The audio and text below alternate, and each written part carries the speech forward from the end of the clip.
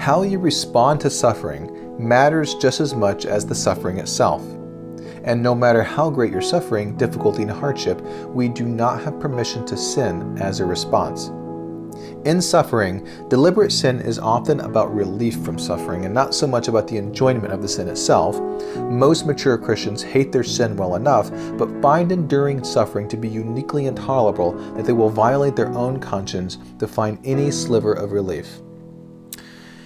Well, hello everybody. Welcome back to the CCFS Counseling Conversations podcast. I'm Edward Ruiz, your host here, where we seek to tackle any and all problems of everyday living, offering counsel and encouragement from a Christian worldview. And this is episode 4 of the Probing the Proverbs series, where we're going through the Proverbs section by section, verse by verse, looking for the wisdom that you and I need to tackle problems of everyday living, and hopefully offering you the counsel that you need straight from the Proverbs. Today's episode title is 6 Ingredients to Fear and Know God. And we're going to be diving into Proverbs Chapter 2, looking at verses 1 through 5. And I hope you enjoy today's episode.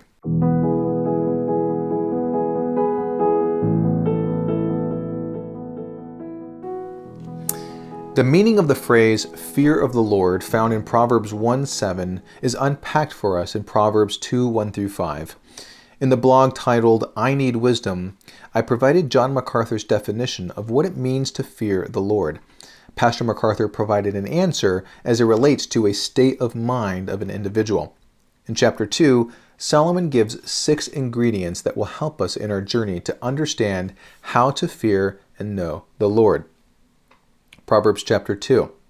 My son, if you accept my words and store up my commands within you, turning your ear to wisdom and applying your heart to understanding, indeed, if you call out for insight and cry aloud for understanding, and if you look for it as for silver and search for it as for hidden treasure, then you will understand the fear of the Lord and find the knowledge of God. 6 ingredients to fear and know God. 1. Accept my words. 2. Store up my commands. 3. Turn your ear to wisdom. 4. Apply your heart to understanding. 5. Call out and cry out. And 6. Look for it and search for it. Solomon says, if you do these things, then you will, 1. Understand the fear of the Lord, and 2. Find the knowledge of God. Are you in a position where you need to grow in your fear of God or grow in your knowledge of God? If so, then this passage will help you provide the how-to. However, as we study the text, the key next step is how to do these things in themselves. How does one accept, or how does one store up God's commands, or how does one turn their ear to wisdom? These ideas seem at least mildly lofty, so this blog will explore how these ideas work and how they help us with problems of everyday living. Some context. Part of being able to do these things is understanding the context of our need. That is, we need God and His wisdom. There isn't one problem in life where you don't need God and His wisdom. This may seem obvious on the surface, but try to think back to specific situations where you needed God and His wisdom. Consider the problem you faced.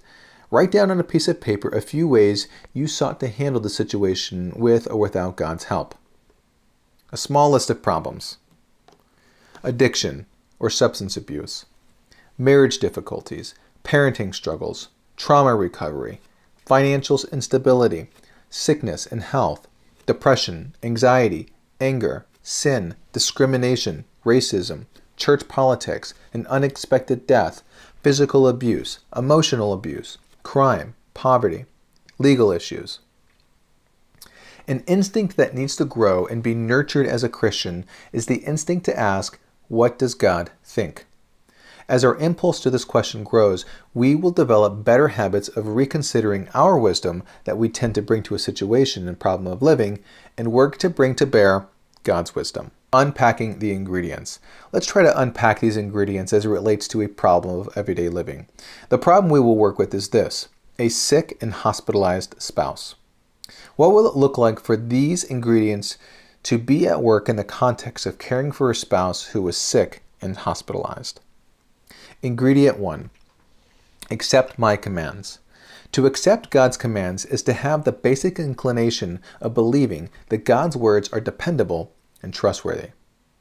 In the way that we may accept the testimony of someone under oath who is testifying to what is true, the words of God are words that are more worthy to be accepted than the best words spoken under oath. The Hebrew term that is translated for accept might be better understood as to take or to take away or receive. Cumulatively, there are over 850 references to these other translations. So, the words of God are not only to be believed at the most basic inclinations of our hearts, but our hearts are to receive them as if we are taking them for our own procurement and use. Solomon goes on to say in Proverbs 10:8, "The wise in heart accepts commands." Why is the acceptance of commands considered wise? Because by and through the acceptance of commands, we acknowledge at the level of our heart there is something innate within us that needs commands, that needs direction in our life, that needs to be told what is the right way, or else we are led astray or possibly in danger, perhaps even life-threatening danger. Application. What and whose words do you tend to cling to during difficulty and hardship?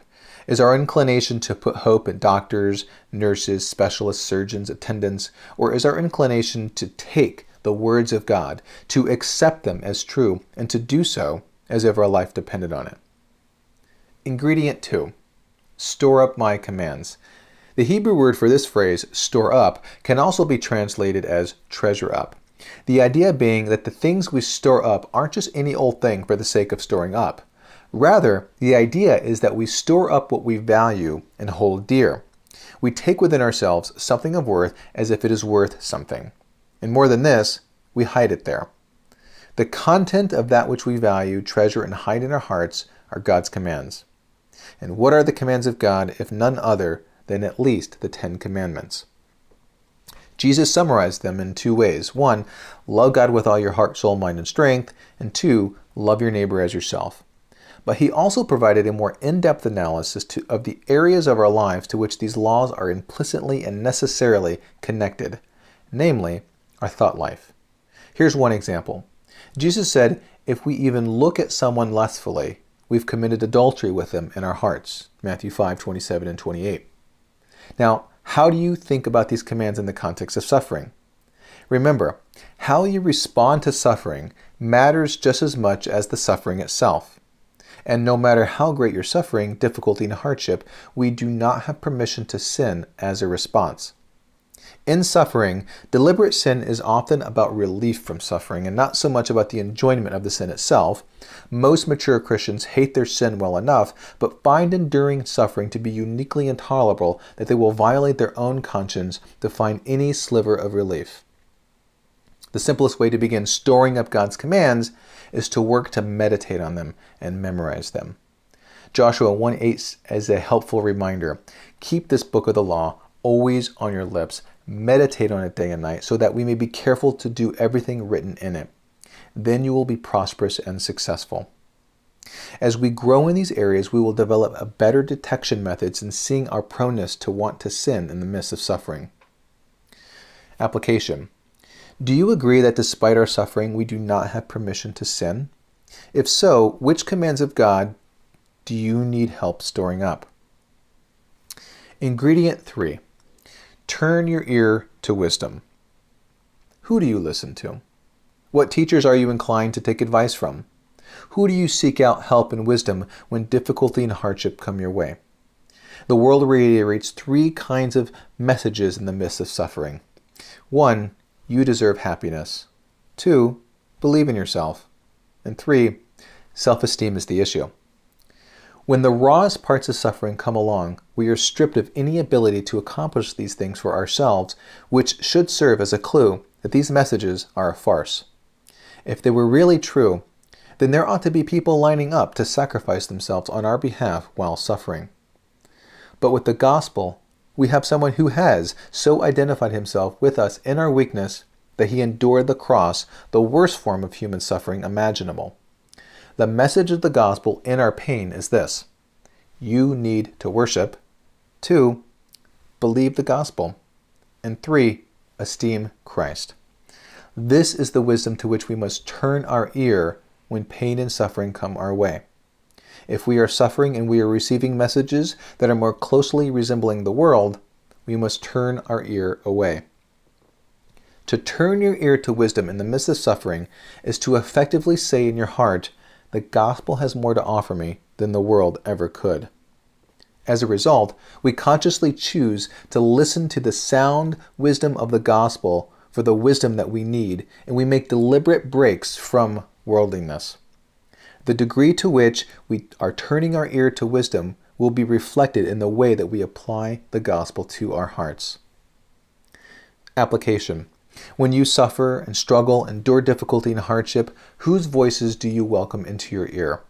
Do you welcome gospel-centered messages of wisdom, or messages which are essentially self-centered?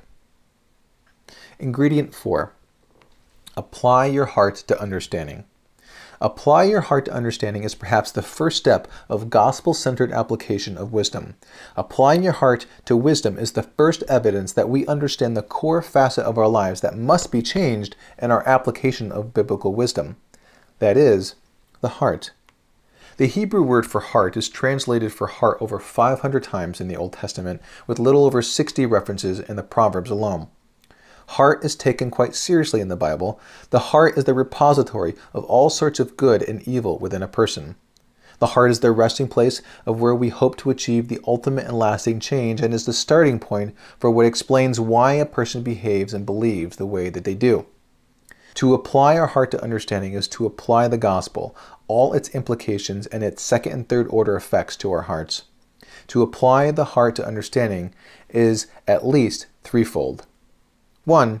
We ask a different set of questions when we face difficulty. We ask less and less, make the pain stop, and more, help me worship during this time. 2. We have a different starting point. We grow in our awareness that pain and hardship have purpose and are not pointless and random. We presume the truth of the gospel as a foundation and a guiding source of hope and sustenance in our difficulty. 3. We have a different set of ambitions. In tandem with the new kind of prayer life, our hope and vision for heaven shifts. We long for the Lord more than we long for relief. We set our hope on heaven and our eyes on Christ. Application. When you face difficult circumstances, do you apply the truth of the gospel to your heart to help you and sustain you? Ingredient 5. Call out and cry out. To call out for insight is to actually use our faculty of speaking our pleas for help and support when difficulty arises. We do this in various ways. One way is to ask a counselor. We explain our problem and hope the counselor provides an answer. Another way is to turn to social media. There are people who literally make their complaints known to the whole world, fishing for feedback and hoping they strike an answer. Some look to politicians, others look to pop stars. For the Christian, we look to Christ. When the pain is on and our difficulty surrounds us, we can't help but call out. And who hasn't ever reached a point in their lives when the circumstances are such that they need an answer, though that they must have direction? I know of no one who has never reached a point where they haven't called out in desperation. The primary point here is the object or direction to which we call. Do you call to God or to something other than God? Do you look to the Scriptures or something else? Do you confess sin and solicit support from those in Christ or those outside of Christ? Application. When difficulties of life become too much to bear, where and to whom do you call for help, for insight in how to move forward? Ingredient 6. Look for it and search for it. Just as the object of our calling for insight matters, so goes the substance of that for which we look and search. There are two important factors to consider when searching for wisdom, and two assumptions that take place. 1, where we find it, and 2, what it looks like when we have found it. Where we find wisdom. By virtue of the act of searching and looking within the thing that we are searching and looking, we have assumed that this is where wisdom is found. Akin to calling out for insight, one may behave in random ways or deliberate ways, but in all the wrong places. Either way, the search is built on a premise in the heart that this is where wisdom is found. And what it looks like. How do you recognize wisdom when you see it? How do you know when you have found it, when you've gone searching for it, looking and calling? This is an important question to consider if we call out and look and search for the wisdom within the scope of the world, we have presumed that the wisdom we need is found in the world. The wisdom of the world is always tailored to suit a fleshly version of wisdom.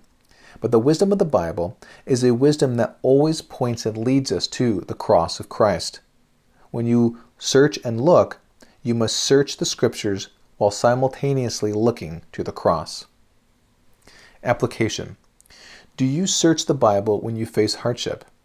Do you look to the cross when suffering comes your way? Conclusion.